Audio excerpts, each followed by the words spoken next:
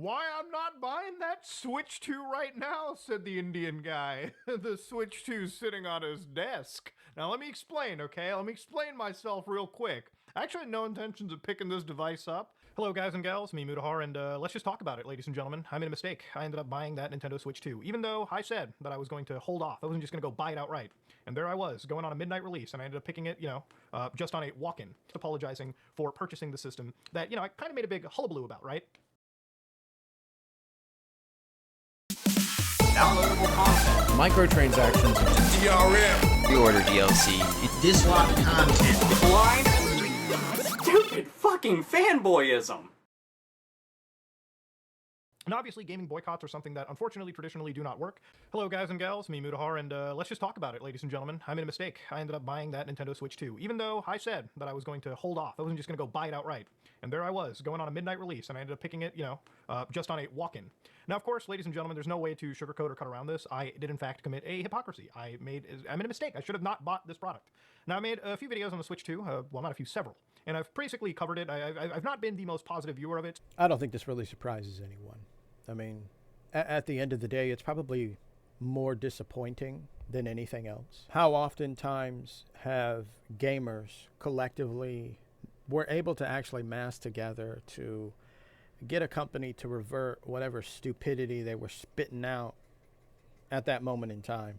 Which is also kind of ironic because in this modern age in 2025, the one thing gamers love making is the excuses. Excuses that no matter what we do, change will ultimately never happen. Yet we continue to perpetuate this idea that change can only ever happen if we actually speak with our wallets. And again, we have a prime example of a person who, I don't even think it's really even about him saying that, hey, I'm not going to get this, and then backpedaling on that. I think it's actually just kind of expected in this modern age. Because when you look at where gaming is, which also includes the gaming community as a whole, we as gamers constantly put this microscope on publishers and developers and all of the crappy shit that they do. The inconsistency of gamers knows no bounds.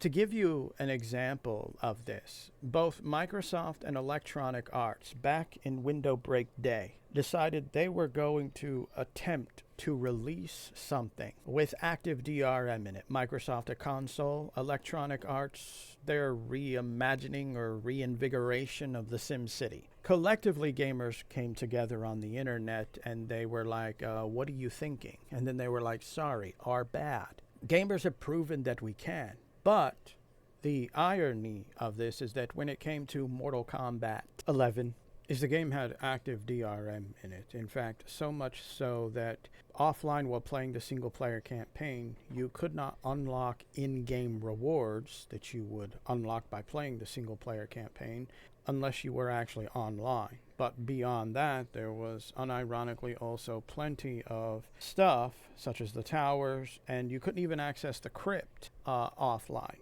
This was a moment where a game had a bunch of DRM, but your usual people that would complain about it, such as AngryJoe, gave it a pass. Once again showing that ultimately gamers have no problem directing vitriol towards one company, Electronic Arts, but when another company does the same thing, we give them a pass.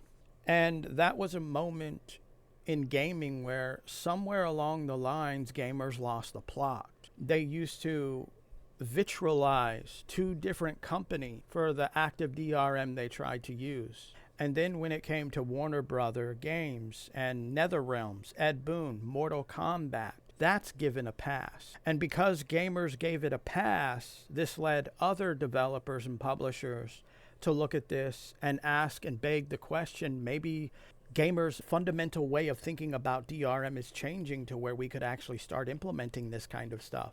And then comes the question of how many modern day games can you name off the top of your head right here in 2025 that have active single player DRM?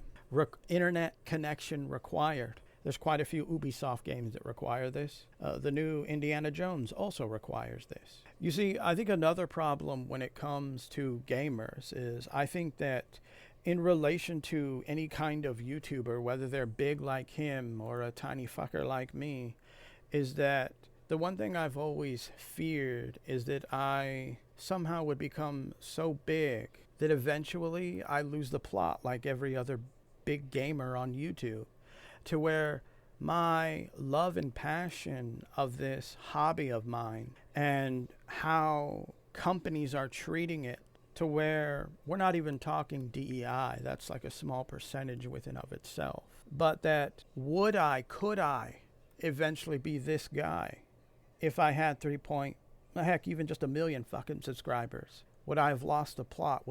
I have lost whatever kind of passion that I had to be like, hey, this is what I believe in. This is what we should be doing. And then to throw it all away and be like, maybe I should make a video. I could probably make some money off of this, get some views.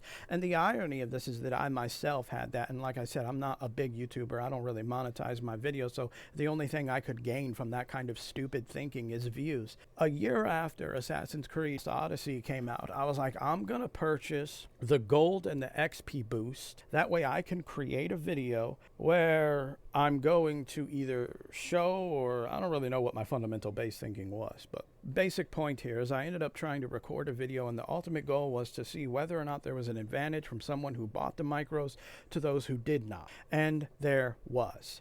You can actually end up being 2 levels higher when leaving Kefalonia after completing everything on that continent, island, whatever they called it.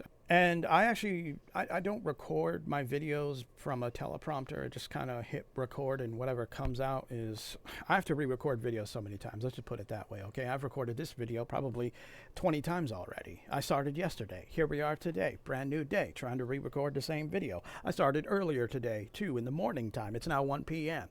I took a break, played a game, and, well, here I am. And that's my ultimate kind of skepticism and fear, is that I would get so big like all these other big YouTubers that in one essence, they will talk negative about something they don't like within the gaming spectrum.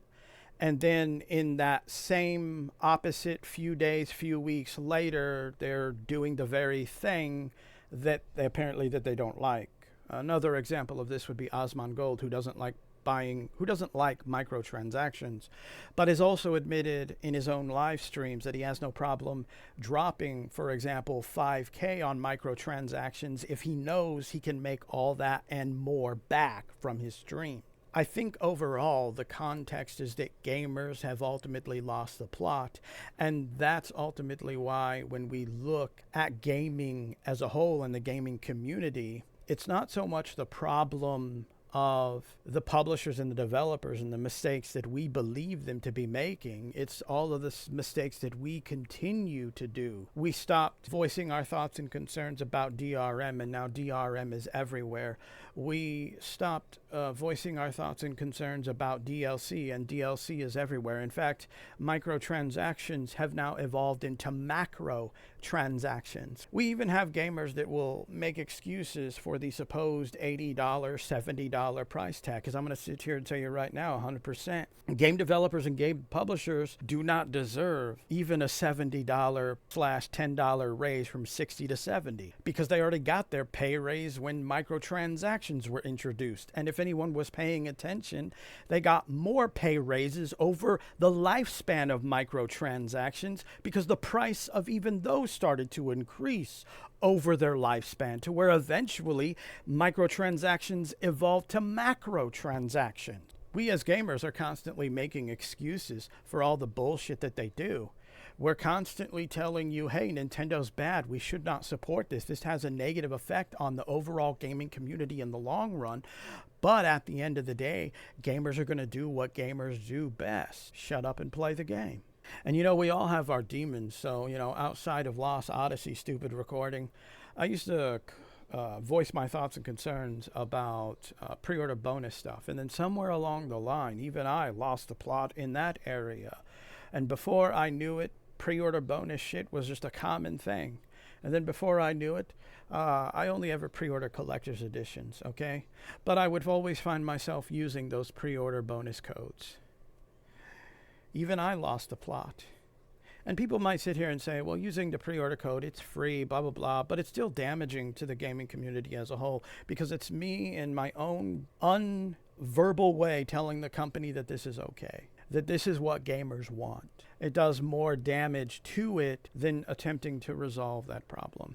And the irony of this is I can actually look back at this here and now for a lot of the DLC codes that I used on the PS3. There's actually quite an amount of those pre-order bonuses that I don't even have access to anymore. You know, so at the end of the day, Mutahar backpedaling doesn't surprise me. RGT85 did a lot of negative videos surrounding the Nintendo Switch. The only difference between him and Mutahar is that he said he was willfully going to actually purchase the game, which is unironically massively hypocritical. We could sit here and say, well, he didn't say he wasn't going to. To me, it's like that's a moot point at this point. You're going to sit there and tell me that you're going to complain about all this shit and how it's bad, and then you're literally going to stand in line to support the very thing you were complaining about. It's like you either have the integrity to believe in what you spit out your mouth to millions of people across the internet, or you're purely doing these videos for clout and views and money. We always look at these gaming companies as if they're the problem, when the reality of it is I feel like we should be the ones looking in the mirror, because in order to solve this problem, we have to fix the greatest problem, which is ourselves. I mean, we used to band together to get things dealt with. Now in this modern age of 2025, it's, well, we're the minority on the internet. You know, people that play games, us doing this, YouTube, Twitch, streaming, we're the minority. It's like, who the fuck do you think is watching us? It's the casuals. Well, why do you think Microsoft had to reverse what they did with the Xbox? Why do you think Electronic Arts had to reverse the DRM for a genre of a game that already has a niche consumer base? Because it just wasn't the minority of gamers on the internet. It was the collectiveness and the meshings getting spread. We used to be able to do this all the time. And then we became complacent to, unironically, the stuff that we used to take issue with. I remember the first time I actually willfully bought a microtransaction. This was actually long before I created my YouTube channel, Gamer Rant, back in the day. Mortal Kombat 9. I purchased all the characters. I got the classic skins. I think there was some new skins. I don't know. Either way, I was excited. I was playing this game. I was pumped. And then I was telling a friend about the game and the stuff I had gotten. And he looked at me and he was like, "You're a dumbass." He's all, "Why would you want to pay extra money for a brand new character that should have been in the game in the first place? Why would you want to pay for staple characters that should have been in the game in the first place? Why would you want to pay for classic skins that literally in any other previous Mortal Kombat game, you simply played the game and unlocked them that way? How fucking dumb are you?" Apparently I was pretty dumb. So how fucking dumb are you to sit here and tell a bunch of people that this is something that could, in the longevity, hurt the gaming community and gaming as a whole, but then turn tail and bow to the Nintendo overlords? You want to know why stuff in gaming is the way that it is?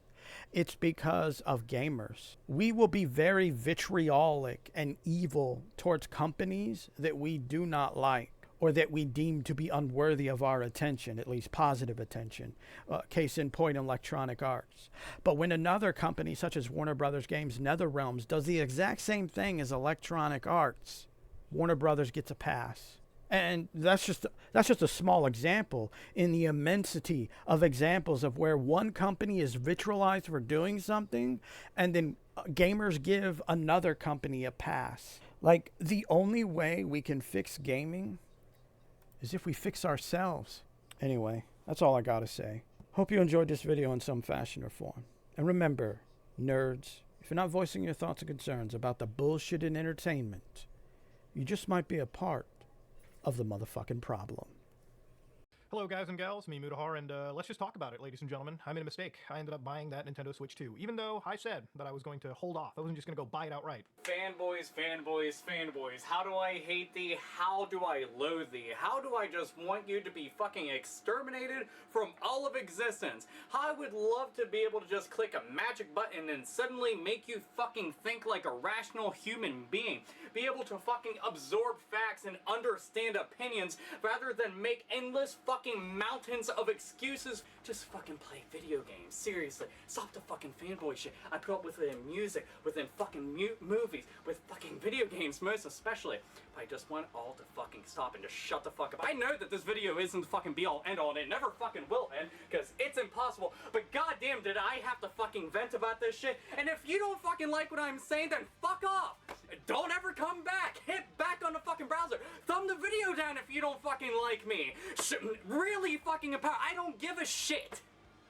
That's the thing. I do not fucking give a shit if you don't fucking like me or what the fuck I'm saying. If you have a fucking preference and you want to ride its fucking dick right off into the fucking sunset, roll credits, then that's your fucking prerogative. But I sure as shit I'm gonna have a fucking opinion about it whenever you fucking bring it forth and you want to shove it down people's fucking throats like some goddamn fucking door-to-door salesman who's trying to make sure that I fucking buy into your goddamn fucking crap. Fuck that, fuck you, fuck all this, and frankly, nerds, nerdettes, and gamers. Game the fuck on, and fanboys, die.